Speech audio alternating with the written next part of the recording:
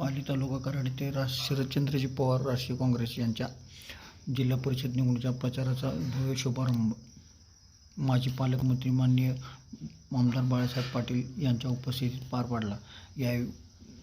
या विभागातील सर्व पदाधिकारी मोठ्या संख्येने उपस्थित होते.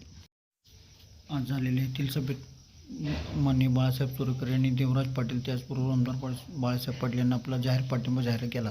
यावेळी बोलताना बाळासाहेब चोरेकर म्हणाले की आम्ही पाल विभागातून देवराज पाटील यांना प्रचंड बहुमताने निवडून देऊ. या राज्यातल्या कानाकोपऱ्यातले प्रश्न माहीत असणारे, सामाजिक राजकीय प्रश्न असलेले आणि त्याचबरोबर प्रत्येक तालुक्यामधल्या कार्यकर्त्यांची ओळख असलेलं नेतृत्व आपल्यातून गेलं. कालपर्यंत शासकीय दुकोटा होता आणि आज आपण प्रचाराचा शुभारंभ करतोय. खरं तर वेळ बराच झालेला इथं 5 जिल्हा परिषद मतदारसंघातले उमेदवार इथं आलेले आहेत. कारण आपली प्रथा आणि परंपरा आहे.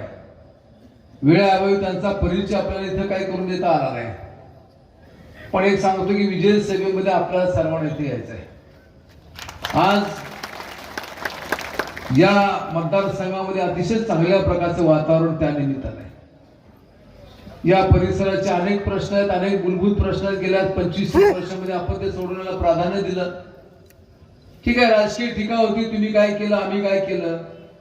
आमचं म्हणणं असं आहे की आम्ही जर काही केलं नाही, देवराजला 5 वर्ष सभापती होते, मी 25 वर्ष आमदार म्हणून काम पाहिलं आहे, असं काय घडलंय का हो की शासकीय निधी आणण्यास काय घडलंय का? काय निधी आलाय, 100% खर्च आलेला आहे.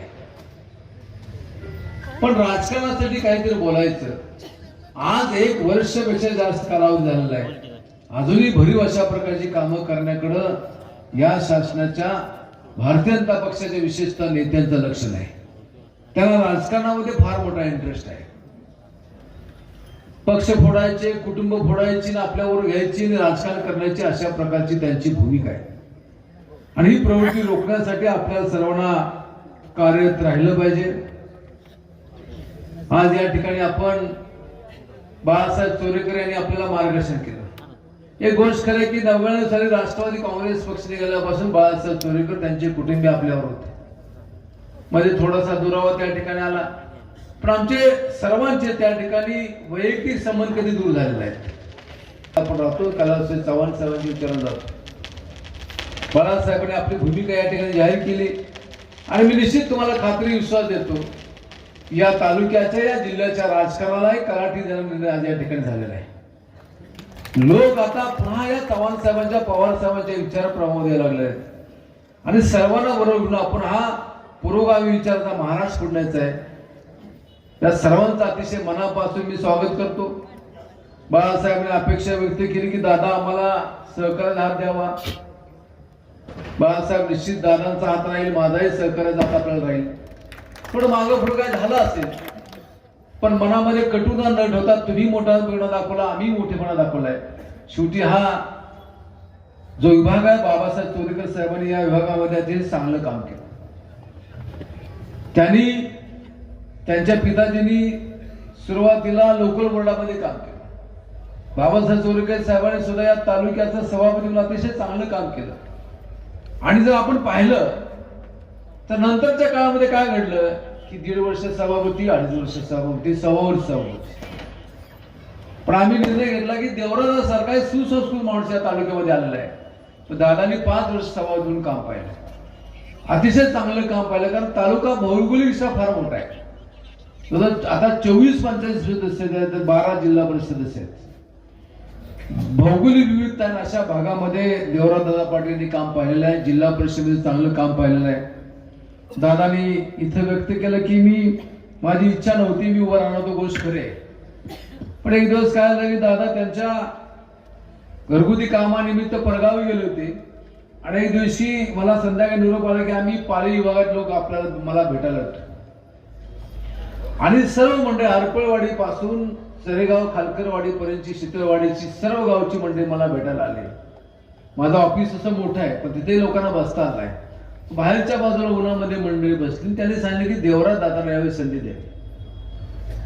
त्याची सर्वांनी तुतारी वाजवणारा माणूस आहे, त्याच्या पुढचं बटन दाबून आपण सर्वांनी सहकार्य करावं अशा प्रकारची विनंती सुद्धा या निमित्तानं या ठिकाणी आपल्या सर्वांना करतो। या भागामधला तारीचा प्रश्न होता की ज्याला खऱ्या अर्थानं देवराजदादांनी पाठपुरावा केला आणि त्या धरणाच्या माध्यमातून एक चांगल्या प्रकारचं शेतीच्या पाण्याची सोय सुद्धा झाली। मला आठवते की मी लहान असताना शामराव आष्टेकर साहेबांची दुसरी विधानसभा निवडणूक प्रचाराचा शुभारंभ इथे केला। आष्टेकर साहेब चोरे भागामध्ये प्रचाराला गेले आणि मी आणि पीडी साहेब आम्ही आनंदराव पिसाळगुले आम्ही कराडला निघालो। जात असताना तिथं याच गावच्या काही लोकांनी तिथं रस्त्यामध्ये घागरी मांडल्या होत्या पाण्याच्या। आमच्या पाण्याचं 50 मीटरच्या वरच्या जमिनी घेतल्या, पुनर्वसन तिथं केलं आणि त्यांना कायद्यानं पाणी दिलं पाहिजे। तर का कुणास या ठिकाणी सातत्यानं उशीर होतोय, डीपचा अवलंब त्या ठिकाणी आला। आपण भविष्यामध्ये त्या गोष्टीचा निश्चित त्या ठिकाणी चांगल्या प्रकारचा पाठपुरावा आपण निश्चित करू। ज्या आपल्या अपेक्षा आहेत, आमच्या त्या अपेक्षा आहेत, आपण सर्व त्या ठिकाणी करू। मला आज अतिशय आनंद झाला की चोरेकर कुटुंबीय आज या ठिकाणी या प्रवाहामध्ये आले आहेत। आपण सर्व प्रवाहात आहोत। मला अतिशय आनंद झाला की चव्हाण साहेबांच्या विचारात जात असताना आपण बेरजेचं राजकारण करण्याची भूमिका घेतो आणि तीच भूमिका पुढवून आपल्याला या तालुक्याचा या जिल्ह्याचा विकास करायचा आहे। आज या ठिकाणी उमेदवाराच्या बाबतीमध्ये सर्व उमेदवार आहेत, त्यांचे कार्यकर्त्यांना मी एवढं सांगतो की प्रचार आता आपण अतिशय जिद्दीने चिकाटीने करायचा आहे। हे गोष्ट खरे की उमेदवार फार मोठ्या प्रमाणात उभे राहिले, पण मला एक अतिशय आनंद होतोय, दुःख वाटते, आनंद होतोय।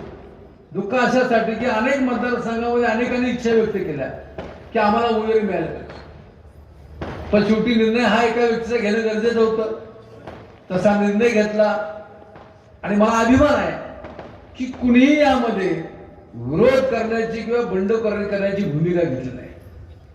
हे सुसंस्कृत राजकारणाचं प्रतीक आहे। या सर्वांना अतिशय मनापासून मी धन्यवाद देतो। या विभागाच्या प्रवाहामध्ये आपण सर्वांनी यापेक्षा अधिक उमेदवारी काम करावं। आता कार्यकर्त्याची जबाबदारी आहे की घराघरामध्ये जायचं, चिन्ह समजून सांगायचे, परगावचे मतदार कोण आहेत त्यांना त्या ठिकाणी घेऊन यायचं। त्याचप्रमाणे मतदाना दिवशी सकाळी 7:30 वाजल्यापासून 5:30 वाजेपर्यंत आपण जागरूक राहायला पाहिजे। आता उद्या असं तुम्ही म्हणला सभा एवढी मोठी झाल्या, आता सगळे एकत्र आले, आता आपण काय करायचं? गाफील राहता कामा नये।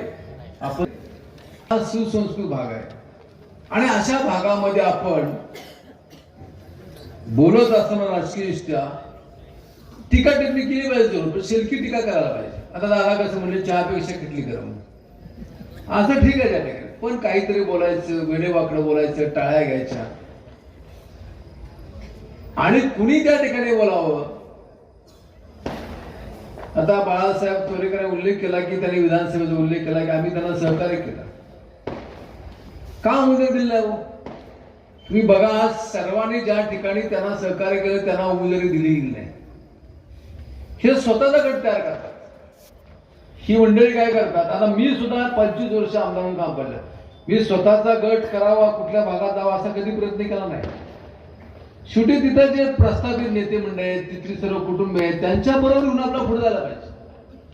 आणि मग यांनी काय केलं की सगळ्या तालुक्यामध्ये, त्यामुळे सातारा पासून अगदी खटावपर्यंत आपण बघितलं तर सर्व ठिकाणी ही सर्व मंडळी की मोठ्या प्रमाणामध्ये बाहेर पडले आहेत आणि आपल्या विचारामध्ये त्या ठिकाणी आलेले आहेत। मध्यंतरी काही प्रक्रिया सुरू होती की ज्याच्या राज्यामध्ये चर्चा सुरू आहे।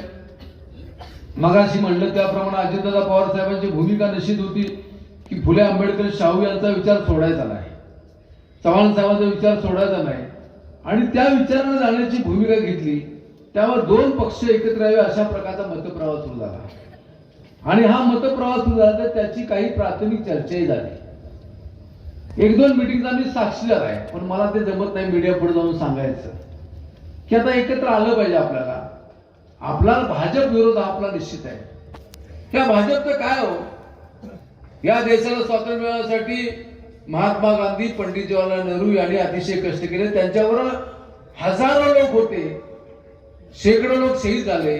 यशवंतराव चव्हाण साहेब, आबासाहेब वीर यांनी सुद्धा या भागामध्ये फार मोठं आंदोलन उभा केलं, लढा उभा केला आणि त्या काँग्रेसी विचारातून या देशाला स्वातंत्र्य मिळालं। आज काय परिस्थिती आहे हो? आज आपल्यामध्ये संस्कृती आहे. संस्कृती आहे की गेलेल्या माणसाबद्दल वाईट बोलू नये. पण पंडित जवाहरलाल नेहरूंच्या बद्दल सुद्धा पार्लमेंटमध्ये बोललं जात. ते काय चुकले होते, काय झालं होतं, त्या काळामध्ये त्याप्रमाणे ते निर्णय घेतले असतील. पण गेलेल्या माणसाबद्दल असं बोलणं हे चुकीचं आहे. यामध्ये धारणा एकच आहे की तो विचार त्या ठिकाणी पुसायचा आणि तो विचार पुसून त्या ठिकाणी जाण्याची भूमी घेतली. देशाला स्वातंत्र्य मिळालं. हा एवढा मोठा देश कसा चालणार हा फार मोठा प्रश्न होता. त्याचा कारभार सुरू आहे. घटना एक सर्वात मोठा मूलभूत अधिकार काय की श्रीमंताला एका मताचा अधिकार, गरीबाला एका मताचा अधिकार, सर्वांना सामान्य आहे. आणि त्या विचारावर जात असताना मग एखादा रस्ता करायचा असेल, एखादा धरण बांधायचा असेल, एखादा MSCBचा प्रकल्प असेल, एखादा सहकारी कारखाना असेल, एखादा इंडस्ट्री विकत असेल, तर आधार घेतला जातो हा घटनेचा, कायद्याचा. आणि त्याच्या आधारे विकास झालेला आहे. असं म्हणतात की देशाला स्वातंत्र्य मिळालं तेव्हा इथं सुविधा तयार होत होती. आज काय अवस्था आहे? आपण क्षेत्रात स्वतः त्या ठिकाणी तयार केलेलं आहे. आणि मग 15 ऑगस्टला जसा स्वातंत्र्य झाला तसा 26 जानेवारी 50च्या दरम्यान प्रजासत्ताक आपण स्वीकारलं. आणि दरवर्षी एक शासकीय कार्यक्रम घेतला जातो आणि त्यामध्ये 26 जानेवारीला झेंडावंदन घेतला जातो. जिल्ह्याच्या ठिकाणी पालकमंत्री मध्ये करतात, राज्यामध्ये मुंबईमध्ये करतात, मुख्यमंत्री महोदय करतात, गावचे सरपंच त्या ठिकाणी झेंडावंदन करतात, सभापती करतात, त्याच पद्धतीनं जिल्हा परिषद अध्यक्ष करतात. ही पद्धत आहे. त्या ठिकाणी एक पेज देतात की आपण काय बोलायचं. उद्या एखाद्या मंत्री महोदय उभा राहिला त्याला त्या मुद्द्याच्या बाहेर जाता येत नाही, राजकीय भाषण करता येत नाही. आणि त्यामुळे सर्व विधीचं असतं की घटना कशी लिहिली, कुणी लिहिली, काय त्याच्यात चाललंय. आणि एक चांगली गोष्ट घडली की युनिफॉर्म मधल्या एका वन खात्यामध्ये काम करणाऱ्या एका महिलेने त्याच्यावर आवाज उठवला. आणि मग मंत्री महोदय म्हणतायत की अवधानानं माझं राहिलेलं नाही. हळूहळू त्या ठिकाणी हे पुसायचं काम सुरू आहे. आणि या सर्व गोष्टीसाठी आपल्याला या काँग्रेस विचाराच्या पाठीशी उभं राहायचंय. त्या दृष्टीने आपण सर्वांनी सहकार्य करावं. मी आपला सर्वांना खात्री विश्वास देतो की हे सर्व सदस्याचे काम 1962 साली स्थानिक स्वराज्य संस्था निर्माण करत असताना या जिल्हा परिषद, पंचायत समिती आणि ग्रामपंचायत ही त्रिस्तरीय प्रणाली अंमलात आणली आणि या महाराष्ट्रामध्ये खऱ्या अर्थानं ग्रामीण भागाचा विकास होऊ लागला. तुम्ही दिलेल्या संधी, त्या संधीचं सोनं करण्याचं काम आमच्या लोकप्रतिनिधींचं आहे आणि त्या माध्यमातून आम्ही या ठिकाणी कार्यरत राहिलो. मित्र, 2017ला मी पुन्हा पंचायत समितीला मी मीटिंग घेतली आणि सांगितलं मला आता सभापती काम केले, फौजदारचा मला काय हवालदार करू नका, कुणीतरी संधी घ्या, आपण त्याला निवडून आलो. पण पुन्हा परत मला त्या ठिकाणी संधी दिली. परत मी 5 वर्ष असे 10 वर्ष पंचायत समितीत काम केले. आज या ठिकाणी आपण बघितलं असेल अनेक कामं करत असताना या ठिकाणी आपण सातत्यानं समाजाला अभिप्रेत असणारं असं काम करण्याचा प्रयत्न आदरणीय बाळासाहेब पाटील साहेबांनी, आम्ही सर्व मंडळींनी या ठिकाणी केले. मगाशी आपण सांगितलं बाळासाहेब चोरेकर साहेबांनी या भागाचं नेतृत्व आदरणीय बाबासाहेब चोरेकर साहेबांनी करत असताना पंचायत समितीमध्ये पहिले सभापती म्हणून आदरणीय स्वर्गीय भिकूनाना केवळकरांनी काम पाहिलं. नंतर बाबासाहेब चोरेकर साहेबांनी काम पाहिलं, जिल्हा परिषदला पाहिलं. आणि या दुर्गम भागामध्ये असणारा चोरे भागाचा कायापलट, रस्ते असतील, पिण्याचे पाणी असेल, डोंगर वस्त्यावर असणाऱ्या लोकांची सोय त्या माध्यमातून केलेली आहे. मित्र, हा विकास कधी न थांबणारी प्रक्रिया आहे. पण सातत्यानं आपल्या जनतेची कामं आपण केली पाहिजेत आणि त्या दृष्टिकोनातून आम्ही सर्वजण मंडळी आतापर्यंत कार्यरत साहेबांच्यावर करण्याचा प्रयत्न केला. भाजपची नीती कशा पद्धतीने मगाशी अजितप्पांनी सगळ्यांनी सांगितलं, एक बाळासाहेब चोरेकर साहेबांनी सुद्धा सांगितलं की त्यांना कशा पद्धतीने डावलण्यात आलं. शेवटी चांगली घराणं डावलण्याचं काम हे भाजपच्या माध्यमातून केलं जातं. आज भाजपच्या गोटामध्ये जी मंडळी आहे ती कुठली आहे? काँग्रेस आणि राष्ट्रवादी काँग्रेसची जी ईडीनं हेनं त्यानं घेतलेली मंडळी. आता मूळची भाजप संपूर्ण नाराज आहे. अनेक भागातून आम्हाला फोन येतात, आम्ही तुमच्यावर आहे, आम्ही तुमच्यावर आहे. मित्र, सांगण्याचं तात्पर्य आहे ही भाजपची नीती इतकी बेकार आहे की सर्वसामान्यांना सांगायचं, दिशाभूल करायची की आम्ही शेतकऱ्यांचे कैवारी आहोत. पण मी आपल्याला सांगू इच्छितो की तुमच्या आमचे नेते आदरणीय पवार साहेबांनी या देशाचे कृषी मंत्री असताना 71,000 कोटी रुपयाची कर्जमाफी दिली. दुसरा कुणी नेता कैवारी नाही. आज मी तुम्हाला सांगतो, 2014 नंतर भाजपची सत्ता या देशामध्ये, राज्यामध्ये कुठल्या कृषी मंत्र्यानं शेतकऱ्यांना कर्जमाफी दिली? इथं बसणारे एकानं नाव सांगावं. दिली का? गॅसचे दर वाढले, डिझेल पेट्रोल वाढले, खताला जीएसटी होता का 2014 पर्यंत? खतात पडा नेता, मी नाव घेणार नाही, त्यांनी सांगितलं ये तो जुमला है. म्हणजे मगाशी आमचा धनाजी म्हणला गाजर, ये तो जुमला आहे. म्हणजे लोकांची दिशाभूल करायची, मतासाठी, मताच्या जोगव्यासाठी लोकांना फसवायचं आणि मतं पदरात पाडून घ्यायची. आदरणीय बाळासाहेब पाटील साहेबांनी या भागातून नेतृत्व करत असताना गेल्या मागच्या विधानसभेमध्ये आपल्याला पराभवाला सामोरं जावं लागलं. लोकसभेला आपल्या महाविकास आघाडीला चांगले दिवस आले, चांगली सत्ता राज्यामध्ये खासदार निवडून आले.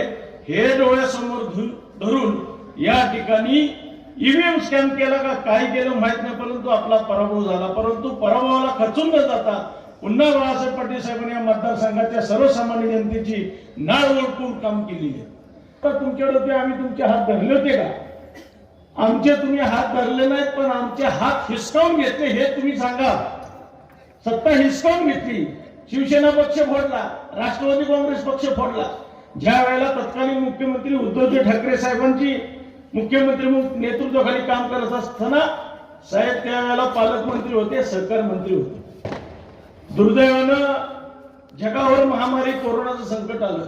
यातनं राज्य बाहेर येत असताना 4-6 महिने संकट संपलं आणि 4-6 महिने कार्यरत असताना सुरळीत जलजीवन होत असताना पुन्हा यांनी या सत्तेसाठी पक्ष फोडला आणि सत्ता काढलीच. आपल्या माहितीसाठी सांगतो की तत्कालीन मुख्यमंत्री साहेबांच्या नेतृत्वाखाली 2 लाख रुपयाची कर्जमाफी या महाराष्ट्रामध्ये दिली गेली. नियमित भरणाऱ्यांना 50,000 रुपयाचं अनुदान दिलं. तुम्हाला जर शेतकऱ्यांच्या बद्दल कळवळा होता तर तुम्ही सत्तेवाल्यानं तुम्ही का ती योजना पुढे कारवाईने ठेवली नाही हा प्रश्न तुम्ही उद्या भाजपच्या उमेदवाराला विचारला पाहिजे. शेतकऱ्यांचा अधिकार आहे. भारत देश हा शेतीप्रधान म्हणता आणि शेतकऱ्यांची अवहेलना करता तुम्ही. विधानसभा होऊन अजूनही या मतदारसंघामध्ये आमदार बाळासाहेब पाटील साहेबांची कामाची उद्घाटन चालू आहेत. हे तुम्ही आम्ही विसरता कामा नाही. मला या मतदारसंघातील असणाऱ्या या तालुक्यातील सर्व जनतेला माझी विनंती आहे की कोणत्याही भूलथापांना बळी पडू नका. आणि काही मी टीका करणार नाही. काल काही जण आमच्यावर बोलले, यांचे परिपावणे संबंध आहे. मी त्यांना एवढंच सांगतो, चहापेक्षा किटल्या गरम होऊन देऊ नका. किटल्यानी किमतीतच राहू. तुम्हाला समाजात आणण्याचं काम आम्ही केलं, त्यामुळं किटल्या गरम होऊन देऊ नका. आपल्या किमतीनं आपल्या लायकीने राहा. मला कोणावर टीका करायची नाही, पण बोलणार नाही माझं उत्तर. संघामध्ये असं एक बी गाव नाही तिथं माननीय बाळासाहेब पाटील साहेब यांचं विकासाचं काम नाही. तुम्ही आम्हाला म्हणता निष्क्रिय. कोट्यवधी रुपये कामं या मतदारसंघामध्ये केलेली आहेत. साहेबांनी केलीत, आम्ही केली.